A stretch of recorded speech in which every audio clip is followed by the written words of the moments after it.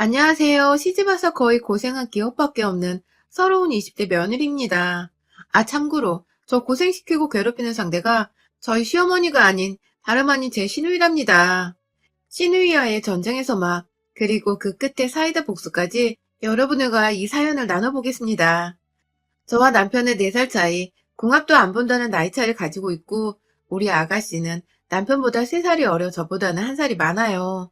저희 부부가 신혼집을 구할 여력이 안 되어 고민을 하다가 일단은 40평대 평수이신 시부모님 댁에서 지내면서 차근히 살 집을 알아보는 곳으로 합의를 하고는 결혼식 올리자마자 들어와 산 지 4개월 정도가 되어갑니다.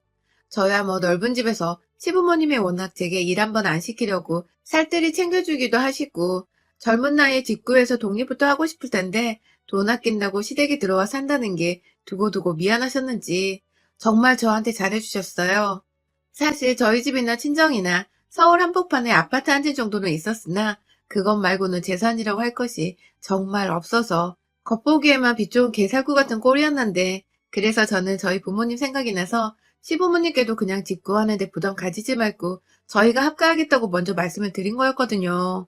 한번 제게 빚을 졌다고 생각을 하시는 건지 유독 막내딸처럼 잘 챙겨주셨고 저희 부부가 둘 다 맞벌이라서 아침 시간이 꽤나 정신없이 흘러가는 편인데 늘 한켠에서 괜찮다는데도 아침밥을 차려주시면서 든든히 밥을 먹고 가게도 해주셨어요.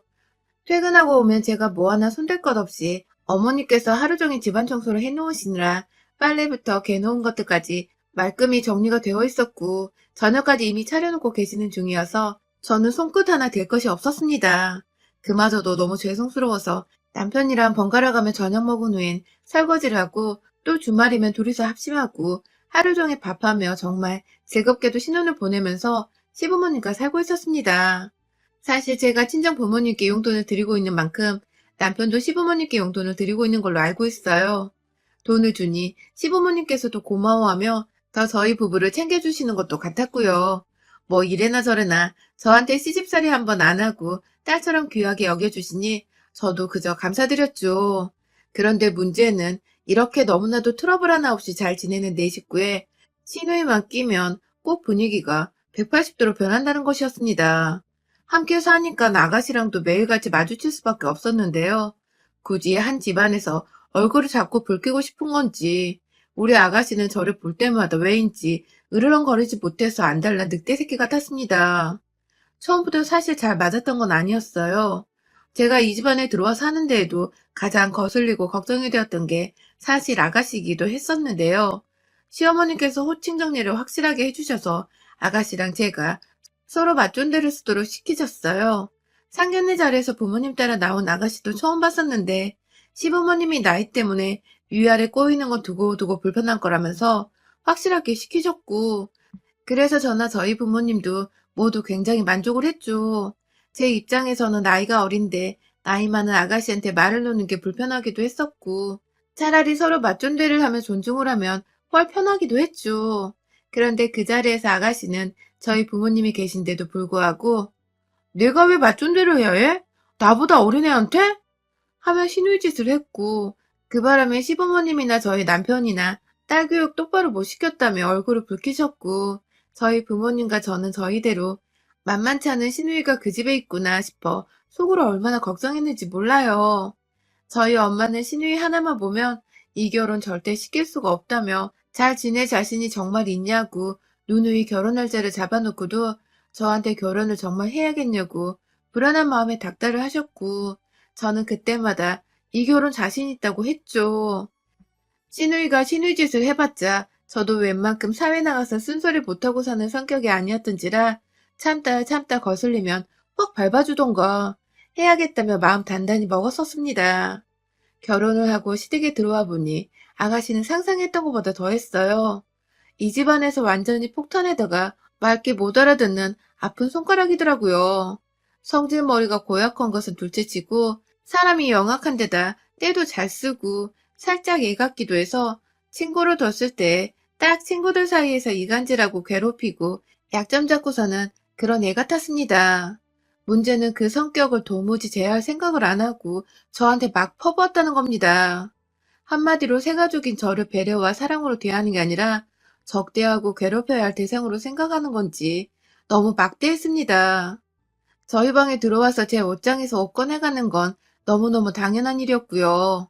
그렇게 가져갔으면 곱게 돌려줘야 할 텐데 돌려주기는 개뿔. 아예 안 돌려주고 자기 옷장에 넣어버리거나 어디서 육개장 국물 같은 걸 튀겨와서는 미안해요 하면 세탁비도 안 주고 그냥 옷장 안에 넣어버리더군요.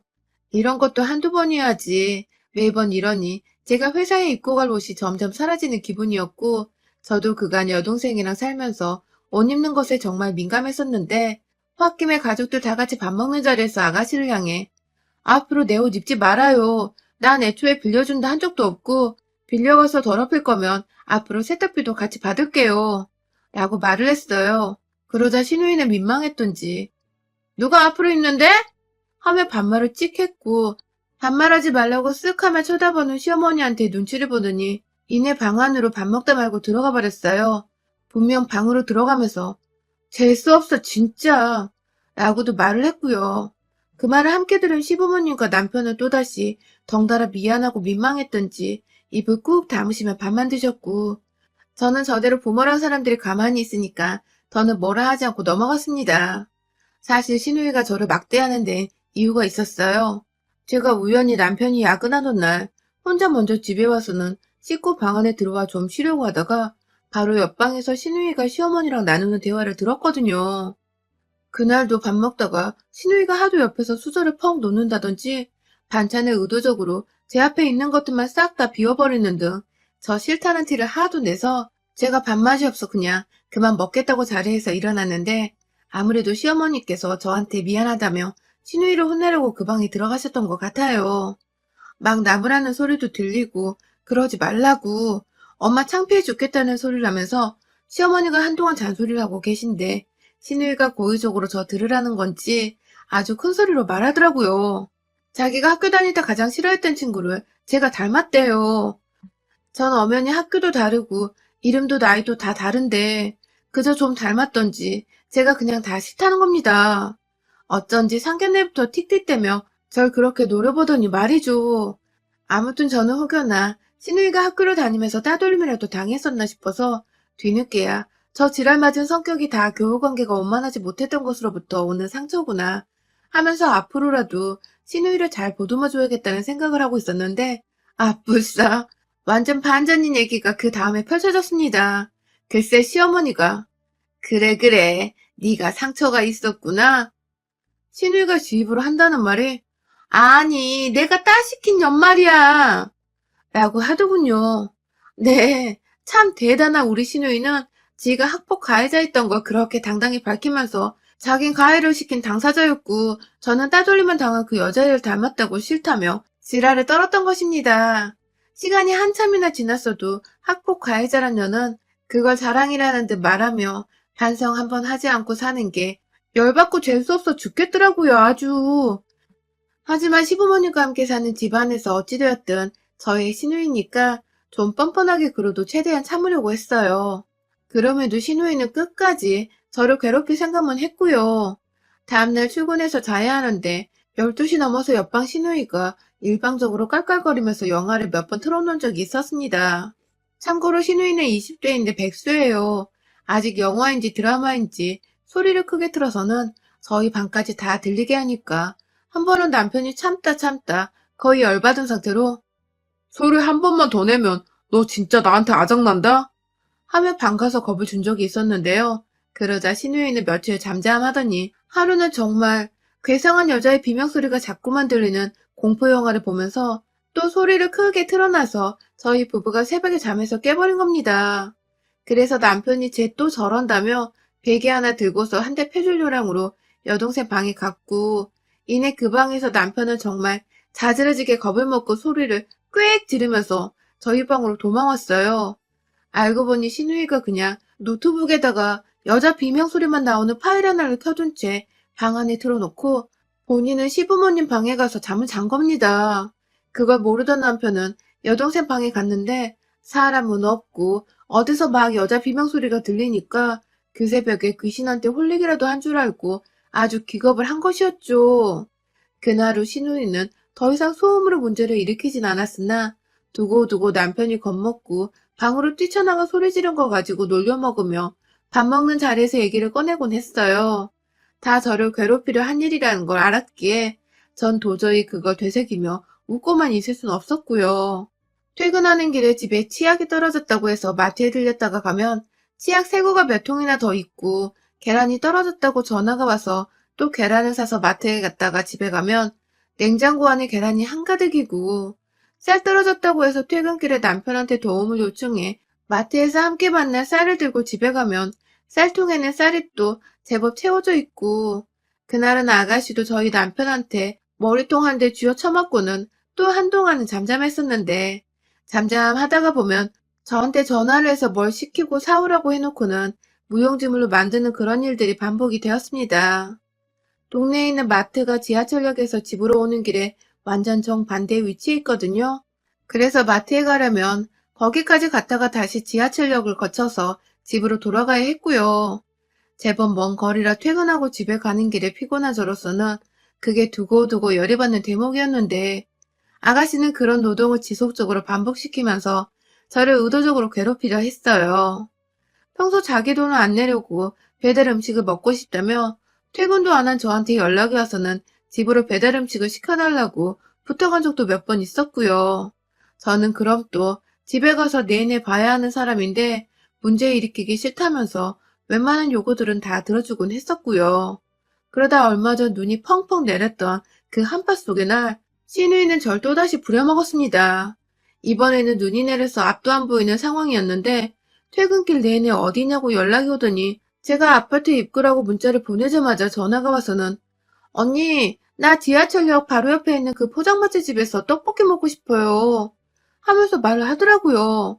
내내 저한테 어디냐고 물어봤으면서 방금 제가 지하철역 지났을 때 아무 말도 안 하더니 아파트 입구 도착하자마자 한다는 소리가 진짜 순간 살인 충동도 느꼈는데 겨우겨우 참아가며 제가 다음에 사주면 안 될까요?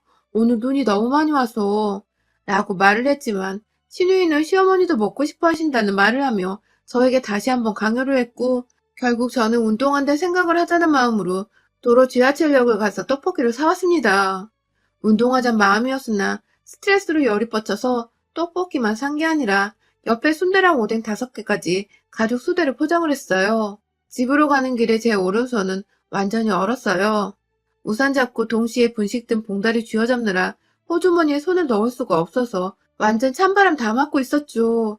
정말 추위에 오돌오돌 떨면서 눈에 젖은 옷이랑 머리카락까지 겨우겨우 털어내고는 집에 잘 도착해서 안도하는 마음이 딱 들려 하는데 뭔가 냄새가 쎄한 겁니다. 눈은 신발을 보지도 않은 채 거실에서 나오는 냄새를 따라 발로 대충 신발을 벗어 던졌고 떡볶이 든 비닐봉지를 들고서 안으로 들어가니 나 인연이 글쎄 엽떡을 시켜놓고서 그걸 이미 받아 단무지 뜯고 그릇에 옮겨닫고 사진 찍고 막 먹을 세팅을 하고 있더라고요. 그러면서 어리 빠져 노려보고 있는 저와 이윽고 제 손에 든 비닐봉지를 보더니 한다는 말이 아 미안. 그냥 포장마차보다 떡볶이는 역시 엽떡이 진리이지 않나 싶어서 그건 오빠랑 먹어요. 하고는 자리 잡고 앉아 떡볶이를 한 숟가락 입에 집어넣으려는 걸 위에서 비닐봉다리로 아가씨 대가리를 내리쳤어요. 떡볶이 먹으려다 엽떡 국물에 얼굴을 꼬라박은 아가씨는 이게 뭐하는 짓이냐며 말도 제대로 못하는 와중에 막 닦을 거 찾고 있고 옆에서 얼떨결에 떡볶이 먹다 말고 싸움 붙은 딸과 며느리 모습에 충격받은 시부모님은 딸내미 얼굴꼴을 보고도 수건 한 장 갖다 줄 생각조차 못하고 계시더라고요. 제가 너무 기분이 상해서 너무 열받는데 이게 한두 번도 아닌 게 억울해 죽겠고 저 퇴근길에 개고생 시켜놓고서 오빠랑 먹으라며 아무렇지 않게 제 최애 떡볶이인 엽떡을 찾으시는 신우의 얼굴을 보니 제가 정말 감정 조절이 안 되었던 것 같습니다. 저걸 확 죽여 말을 하는 그 순간 저도 모르게 손이 먼저 나가버린 것이었어요. 신우의 머리를 엽떡에 내리꽂자마자 이내 저는 제 손에 든 봉지를 뜯었습니다. 포장마차에서 비닐봉지에 싸졌기 때문에 따로 그릇이 필요했고 그러시고 뭐고 네가 사오라고 했으면 네가 처먹던가 돈을 주던가 둘 중에 하나는 해야 할 거 아니야 이년아 하면서 떡볶이 담긴 비닐봉지를 손톱으로 쭉 뜯어서는 신우의 머리에다가 탈탈탈탈 털어버렸습니다. 얼큰한 엽떡 국물에 진득한 점성 가득한 포장마차 떡볶이가 신우의 머리 위에 섞여 내려가는 순간 남은 순대까지 비닐봉지를 털어서 처먹던가 돈을 주던가 하라고! 하며 또 탈탈탈 신우의 얼굴 향해 털어버렸고요.